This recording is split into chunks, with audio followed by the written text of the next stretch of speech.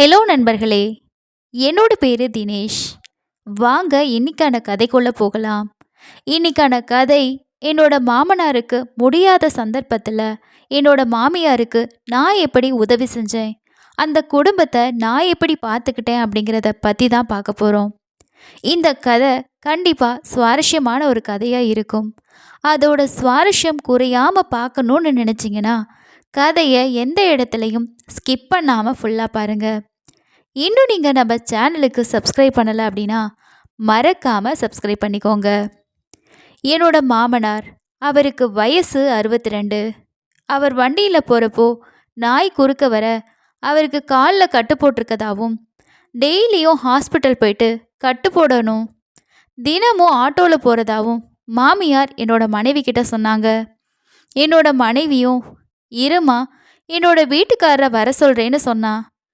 நீ ஒரு ஆளா தனியாக இருந்து அப்பாவை தூக்கி வச்சு கூட்டிகிட்டு போக முடியாது, அதனால் ஒரு வாரம் இருந்துட்டு வர மாதிரி என்னோட வீட்டுக்காரரை நான் அனுப்பி வைக்கிறேன். நான் பையனுக்கு எக்ஸாம் போகுது, முடிச்சுட்டு நானும் ஒரு வாரத்துக்கு அப்புறமா வந்துடுவேன் அப்படின்னு சொல்லி ஃபோனை வச்சா. அதுக்கப்புறமா என்கிட்ட மதுரைக்கு போய்ட்டு ஒரு வாரம் என்னோட அப்பாவை பார்த்துக்கோங்க, நான் வந்துடுறேன்னு சொல்லி என்கிட்ட சொன்னான். என்னோட மனைவியோட தோழியோட காரை வாங்கி கொடுத்து ஒரு வாரம் அப்பாவை இதிலேயே கூட்டிகிட்டு போங்கன்னு சொன்னான். நானும் அன்னைக்கு நைட்டு கிளம்பி காலையில் மதுரைக்கு வந்து சேர்ந்தேன். நான் போகிறப்போ என்னோட மாமனாருக்காக கொஞ்சம் பழங்களும் ஹார்லிக்ஸும் வாங்கிட்டு போனேன். வீட்டுக்குள்ளே போனதுமே என்னோட அத்தைக்கிட்ட, அத்தை மாமா எங்கன்னு கேட்டேன். அதுக்கு அவங்களும், அவர் இங்கே தான் இருந்தார் மாப்பிள்ள, பக்கத்தில் போயிருப்பாரு, இருங்க வந்துடுவாருன்னு சொல்லி சொன்னாங்க. நான் அவரோட ரூமை விட்டு வெளியே வந்து ஹாலில் உட்காந்துருந்தேன். என்னோட அத்தையோட பேர் சுனிதா, வயசு 48. பார்த்தா இந்த வயசு மாதிரி இருக்க மாட்டாங்க, ஒரு 35 வயசு போல தான் இருப்பாங்க. அவங்களுக்கும் என்னோட மனைவிக்கு அக்கா தங்கச்சி மாதிரி தான் இருப்பாங்க. பார்த்தா மகள்னு சொல்லவே மாட்டாங்க. அதனால அதிகமாக கைப்படாமல் இருந்தா. நான் எப்படியாவது ஒரு நாள் என்னோட அத்தைக்கு உதவி செய்யணும்னு சொல்லி என்னோட மனசில் பல நாள் ஆசையாக இருந்துச்சு. வெளியிருந்து வந்து மாப்பிள்ள எப்போ வந்தீங்கன்னு கேட்டாங்க. அவரையும் நல்லா விசாரிச்சுட்டு அதுக்கப்புறமா, இதெல்லாம் தேவையா, மாப்பிள்ள வயசான காலத்தில் வீட்டில் இருக்காம வண்டியில் போய் விழுந்திருக்காரு பாருங்க, இப்போ யார் இவரை பார்த்துக்கிறதுன்னு சொல்லி என்னோட மாமியார் அழுதாங்க. இப்போ உதவி பண்ண நீங்கள் வர்றீங்க, நீங்கள் இல்லைன்னா என்ன பண்ணுவோம், எனக்கு என்ன உதவி இருக்குது, 4 பிள்ளைகளாக இருக்குன்னு சாஞ்சிக்கிட்டு என்னோட மாமனாரை திட்ட நானும் இதுக்கு மேலே பொறுக்க முடியாதுன்னு அவங்க மேலே கை வச்சு மெதுவாக வருடி அவங்களுக்கு ஆறுதல் சொல்ல ஆரம்பித்தேன். அந்த சமயத்தில் என்னோட அத்தையோட சுவர் மேலே என்னோட வண்ணம் தீட்டக்கூடிய இடமானது உரசவும் ஆரம்பிச்சுது. கொஞ்சம் தடுமாறி உடனே சுதாரிச்சு, நீங்கள் ரெஸ்ட் எடுங்க மாப்பிள்ள, நைட்டு முழுக்க வண்டி ஓட்டி இருப்பீங்கன்னு சொன்னாங்க. அதுக்கப்புறமா என்னை ரூமுக்கும் அனுப்பி வச்சாங்க. அது நானும் என்னோட மனைவியும் வந்தால் தங்கக்கூடிய ரூம், உள்ளேயே பாத்ரூம் வசதியும் இருக்குது. அதுக்கப்புறமா என்னோட அத்தை ரூமுக்கு வந்துட்டு, மாப்பிள்ள மாமாவுக்கு கால் உடைஞ்சதுனால அவரோட ரூமில் இருக்கக்கூடிய பாத்ரூம் சுத்தமாக இருக்காது, அதனால் நானும் உங்களோட பாத்ரூமை யூஸ் பண்ணிக்கிறேன் அப்படின்னு சொன்னாங்க. நானும் உங்கள் இஷ்டம் அத்தைன்னு சொல்லி சொன்னேன். நான் ரூமுக்குள்ளே போக என்னோட வண்ணம் தீட்ட இடம் முட்டி நிற்க ஆரம்பிச்சது. அத்தைக்கு நல்லா தெரிஞ்சுது. அதுக்கப்புறமா நான் பாத்ரூமுக்கு போனேன். அங்கே என்னோட அத்தையோட ட்ரெஸ்ஸை பார்த்து எனக்கு வேர்வை ஸ்மெல்லில் வேற ஒரு மாதிரியான எண்ணம் வர ஆரம்பிச்சுது. அதுக்கப்புறமா அந்த வாசனைகள்லேயே நான் சுவற்றுக்கு நானாகவே வண்ணம் தீட்டி சந்தோஷத்தில் குளிச்சுட்டு அதுக்கப்புறமா வெளியே வந்தேன். நான் வெளியில் வரும்போது அத்தை என்னோட ரூமை சுத்தம் செஞ்சுட்டு இருந்தாங்க. எதுவும் தெரியாத மாதிரி அத்தை என்னை பார்த்து சிரிச்சுக்கிட்டு, மாப்பிள்ள 10 மணிக்கு ஹாஸ்பிட்டல் போகணும், கிளம்பி இருங்கன்னு சொல்லிட்டு நானும் சிரிச்சுக்கிட்டே சரிங்கத்தன்னு சொன்னேன். நான் 10 மணிக்கு கிளம்பி வர அத்தையும் கிளம்பி இருந்தாங்க. பார்க்க மங்களகரமான ஒரு உடையில் இருந்தாங்க. அன்னைக்கு அவங்கள புதுசாக பார்க்குற மாதிரி இருந்துச்சு. அவங்களோட உடை எனக்கு ரொம்பவே பிடிச்சிருந்தது. அதுக்கப்புறமா அத்தைக்கிட்ட, மாமா கிளம்பிட்டாரான்னு கேட்ட, தெரியலன்னு சொன்னாங்க. மாப்பிள்ள மாமா ரூமில் தான் இருப்பார், ரூமை விட்டு வெளியவே வரமாட்டார், இருங்க போய் பார்க்குறேன்னு சொல்லிட்டு மாமனாரோட ரூமை தட்டிட்டு இருந்தாங்க. அவரும் நான் கிளம்பிட்டேன் வாங்க போகலான்னு சொன்னார். அத்தை, மாப்பிள்ள வாங்க, அவரை காரில் ஏற்றலான்னு சொல்லி என்னை கூப்பிட்டாங்க. வலது பக்கம் நானும் இடது பக்கமாக அத்தையும் இருந்து எங்களோட கைகளை போட்டுக்கிட்டு மெதுவாக ஒரு காலை மட்டும் ஊனி ஊனி என்னோட மாமா நடந்து வந்தார். அத்தை கையும் என்னோட கையும் மாமாவோட முதுகில் இருந்துச்சு. அவரை தாங்கி பிடிச்சிக்கிட்டு உரசிக்கிட்டு இருந்துச்சு. அப்படியே நான் அவங்க மேலே கைகளை படர விட்டு தடவியவாறே அவரை காரில் பின்னாடி உட்கார வச்சுட்டு நானும் என்னோட அத்தையும் முன்னாடி இருந்தவாறே ஹாஸ்பிட்டலுக்கு கிளம்பினோம். அத்தையை பார்த்து சிரிச்சுக்கிட்டே ஹாஸ்பிட்டலுக்கு போனோம். காரில் போகும்போது அடிக்கடி கியர் போடுற மாதிரி இருந்தது. ஒவ்வொரு தடவையும் போடும்போதும் சில இடங்களில் தொட்டுக்கிட்டே இருந்துச்சு. அதனால எனக்கு ஒரு மாதிரி ஆகிருச்சு. என்னை கட்டுப்படுத்த முடியல. எனக்கு சம்மதம் தெரிவித்தாங்களா இல்லை கோவப்படுறாங்களான்னு தெரியல.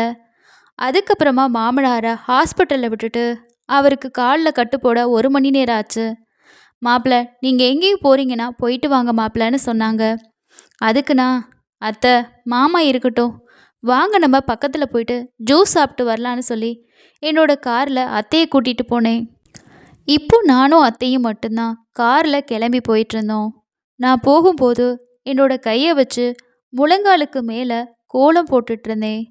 அத்தை, உங்கள் வயசு என்ன? அதை கேட்டதும் என்னோட அத்தை வெட்கத்தில் சிரிச்சுக்கிட்டே இருந்தாங்க. மாப்பிள்ளன்னு சொல்லி சொன்னாங்க. உண்மையை சொல்லுங்க. அவங்க சிரிச்சுக்கிட்டே இருந்ததுனால என்ன ஒரு 35 இருக்குமான்னு கேட்டேன். உங்களை பார்த்தா 48 வயசு மாதிரியே தெரியல. இப்போ கூட உங்களுக்கு ஒரு கல்யாணம் பண்ணலாம், அப்படி இருக்கீங்க அத்தை. என்ன சிரிக்க? சும்மா இருங்க மாப்பிள்ள. குழந்தையக்கிட்ட நக்கல் பண்ணுற மாதிரி நக்கல் பண்ணாதீங்கன்னு வெக்கத்தில் சிரித்தாங்க. நானும் சிரிச்சுக்கிட்டே, குழந்தையாவா? இல்லையே, இருந்தாதான் நல்லா இருக்குமேன்னு சொல்ல அத்தை இன்னும் என்னோட பக்கத்தில் வந்து நான் கோலம் போடுறத ரசித்தாங்க.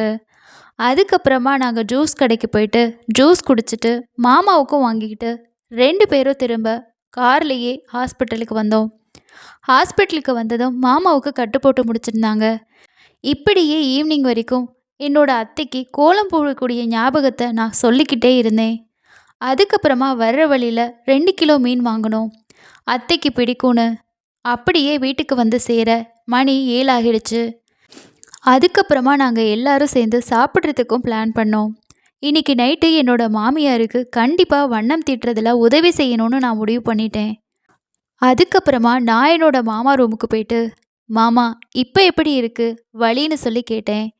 தூங்க முடியுமான்னு தெரியல, எனக்கு கொஞ்சம் ஏதாவது குடிக்க வாங்கி கொடுத்தா அதை குடித்த போதையிலையாவது தூங்குவேன், இல்லைன்னா தூக்கம் வர்றதே ரொம்ப கஷ்டம்னு சொல்லி சொன்னார். அவரே அதைத்தான் நானும் உங்ககிட்ட கேட்கலான்னு நினச்சேன் மாப்பிள்ளன்னு சொன்னார். அத்தைக்கு தெரியாமல் மாப்பிள்ள அப்படின்னு கேட்டார். அவரும் நானும் பார்த்துக்கிறேன், நீங்கள் சாப்பிட்டு தூங்குங்கன்னு சொல்லி அவருக்கும் எனக்கும் சேர்த்தே வாங்கிட்டு வந்து கொடுத்தேன். மாமனார்கிட்ட ஒரு பாட்டிலை கொடுத்து குடிக்க சொன்னேன். காலையில் வந்து பாட்டிலை எடுத்துக்கிறேன்னு சொல்லி வச்சுட்டு நான் அத்தையை பார்க்குறதுக்காக அவங்களோட ரூமுக்கு போனேன். அவங்களோட ரூமில் அவங்க இல்லை. அவங்க கிச்சனில் மீன் அலசி க்ளீன் பண்ணிக்கிட்டு இருந்தாங்க.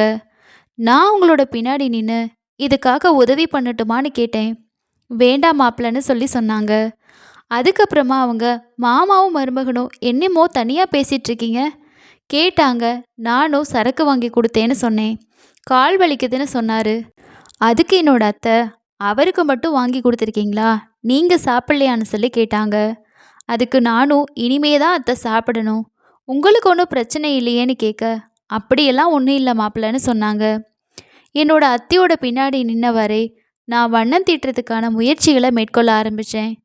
சரி, அதுக்கான சந்தர்ப்பம் வரும்ன்றதுக்காக நானும் காத்துக்கிட்டே இருந்தேன். கொஞ்ச நேரத்தில் என்னோட அத்தை கிச்சனில் இருக்கக்கூடிய வேலைகளை முடிச்சுட்டு ஹாலுக்கு வந்து கூட்டுறதான வேலையை ஆரம்பித்தாங்க. அந்த நேரத்துலையும் நம்மளோட வண்ணம் தீட்டுற வேலையை செஞ்சால் நல்லா இருக்குமேன்னு சொல்லி என்னோட மனசில் நினச்சிக்கிட்டு அப்படியே நான் உட்காந்து டிவி பார்த்துட்டு இருந்தேன். நான் யோசிக்கிறதையெல்லாம் என்னோட அத்தை பார்த்துக்கிட்டே தான் இருக்காங்க.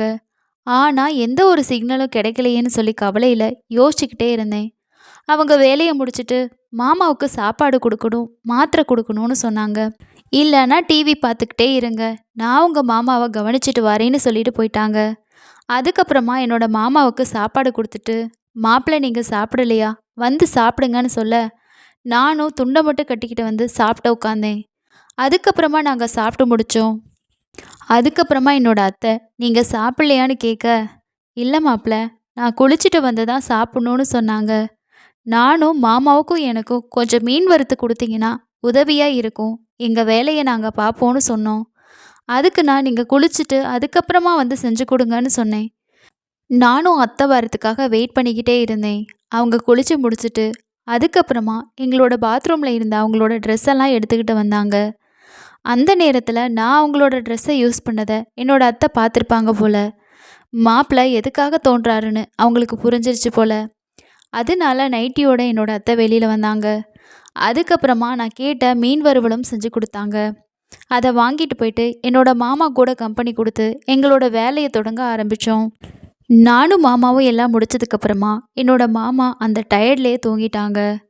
அதுக்கப்புறம் நான் என்னோட ரூம்க்கு தூங்குறதுக்காக வந்தேன். அப்போ தான் என்னோட அத்தை கேட்டாங்க, உங்கள் மாமா ரூமில் இன்னைக்கு தூங்கவே முடியாது. அவர்கிட்ட யார் போயிட்டு தூங்குறது? எனக்கு ஹாலில் படுத்தாலும் தூக்கம் வராது. நீங்கள் இல்லாத நேரத்தில் இந்த ரூமை தான் நான் யூஸ் பண்ணுவேன். ஆனால் இப்போ என்னால் என்ன பண்ண முடியும்னு கேட்டாங்க. ஏன் அத்தை கவலைப்படுறீங்க? வாங்க, இவ்வளோ பெரிய பெட் இருக்குல்ல, நம்ம 2 பேரும் ஷேர் பண்ணிக்கலான்னு சொல்லி கூப்பிட்டேன். நான் சொன்னதை கேட்ட என்னோட அத்தையும் ரொம்பவே சந்தோஷப்பட்டு வந்தாங்க. அன்றைக்கி நைட்டு நான் எதிர்பார்த்த எல்லா விஷயமே எனக்கு கிடச்சிது. என்னோட ஆசைகளை ஒன்றொன்னா என்னோட அத்தைக்கிட்ட வெளிப்படுத்த ஆரம்பித்தேன். அவங்களும், உங்கள் மாமா இருக்காரே, நல்லா இருக்கும்போதே எந்த ஒரு உதவியுமே செய்ய மாட்டார். இப்போது கால் உடஞ்சி கிடக்கு, சொல்லவா வேணும்? என்ன பண்ணான்னு சொல்லி கேட்டாங்க. அதிலிருந்து நான் தெரிஞ்சுக்கிட்டேன், என்னோட அத்தைக்கு வண்ணம் தீட்டுறதுல ஆர்வம் அதிகமாக இருக்குது. ஆனால் அவங்களுக்கு உதவி செய்கிறதுக்கு யாரும் இல்லைன்னு சொல்லி. நீங்கள் கவலைப்படாதீங்க அத்தை. மாமா உங்களுக்கு இத்தனை வருஷத்தில் கொடுக்காத எல்லா உதவிகளையுமே நான் உங்களுக்கு ஒன்றா செய்கிறேன். நீங்கள் கவலைப்படாமல் என் கூட சேர்ந்து சுவற்றுக்கு வண்ணம் தீட்டக்கூடிய வேலையை ரொம்பவே செய்யலாம். அது மட்டும் இல்லாமல் நான் பஜனை செய்கிறதுல ரொம்பவே எக்ஸ்பர்ட் ஆகிட்டேன். உங்கள் மகளுக்கே நான் தான் கிளாஸ் எடுக்கிறேன்னா பார்த்துக்கோங்க. வாங்க, இன்னைக்கு நைட்டு முழுக்க நம்ம 2 பேரும் பலவிதமான பஜனைகளை செய்யலாம். ஒரே மாதிரியான பஜனை செஞ்சு போர் அடிக்குது. நீங்கள் கவலைப்படாதீங்கன்னு எங்களோட பஜனைகளை ஆரம்பித்தோம். இப்படியே மணி போகிறதே தெரியல. விடிய காலையில் 4 மணி வரைக்கும் எங்களோட பஜனை நீடிச்சுக்கிட்டே இருந்தது. அதுக்கப்புறமா நானும் அவங்களும் டயர்டாகி தூங்கிட்டோம். இந்த சம்பவத்துக்கு அப்புறமா என்னோட அத்தை அடிக்கடி அவங்க ஏதாவது ஒரு விஷயத்துக்காக என்ன அவங்களோட வீட்டுக்கு வர வச்சு அவங்களோட வீட்டை வண்ணம் தீட்டி வண்ணமயமாக்க ஆரம்பித்தாங்க. எங்களோட வாழ்க்கை இதுக்கப்புறம் யாரும் எதிர்பார்க்காத மாதிரி ரொம்பவே சந்தோஷமாக போச்சு. இந்த கதை உங்களுக்கு பிடிச்சிருக்கும்னு நினைக்கிறேன். இந்த கதை பற்றின உங்களோட கருத்துக்களை கீழே இருக்கக்கூடிய கமெண்ட் செக்ஷனில் ஷேர் பண்ணுங்கள். அடுத்த இன்னொரு கதையில் சந்திக்கலாம். நன்றி.